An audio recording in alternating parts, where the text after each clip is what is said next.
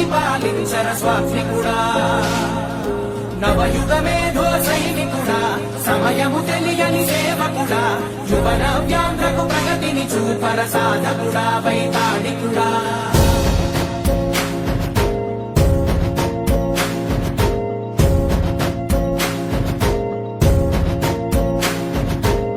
ప్రతి ఇల్లు నిన్నే నిన్నే పిలిచింది ప్రతి గడప నీకే స్వాగతమంటోంది ప్రతి మనసు నువ్వే గెలవాలంటోంది పెద్ద కొడుకు నీవై తోడున్నావో చాలు జరుగుతుంది మాకు మేలు మేలు ఇంటి పెద్ద నీవై నిలిచి ఉంటే చాలు విరిసి